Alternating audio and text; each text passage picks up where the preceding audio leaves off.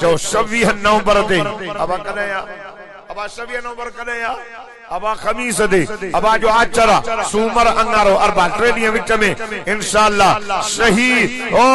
26 नवंबर ते तोहा पाजे हितो जिल्लई सही मौलाना अब्दुल रहमान नगराज साहब जी क़यादत में सही मौलाना अब्दुल अलीम कांग्रेस साहब जी क़यादत में साईं अतीकुर रहमान जी क़यादत में जो इंशाअल्लाह हे इस्लाम जा झंडा बुलंद कंदा नारा हलंदा सखर का क्रॉस करे या हेडो जको आसो लाड़काने में इंदा से इंशाअल्लाह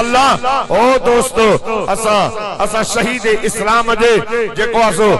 उनन जे बचड़न इहो वचन कियो आ शहीद जे मशन के अते खणी करे हलंदा से ओते न हलंदा से माउन रात भी चए में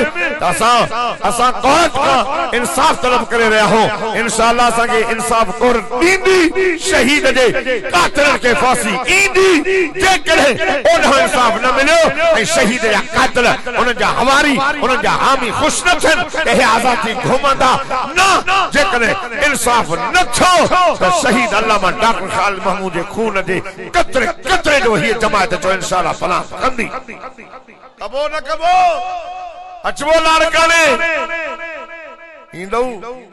नंढा जंदा गलायो न हे भरे तो न हे तहां जो आवाज ओते ओ अमेरिका जे व्हाइट हाउस ते पुजान घुरा तो जो इंशाअल्लाह दादा जो इंशाअल्लाह 26 नवंबर ते ईंदा से अल्लाह से जलसे के कामयाब करे शाम ताईं हलंदो जिंदगी बाकी मुलाकात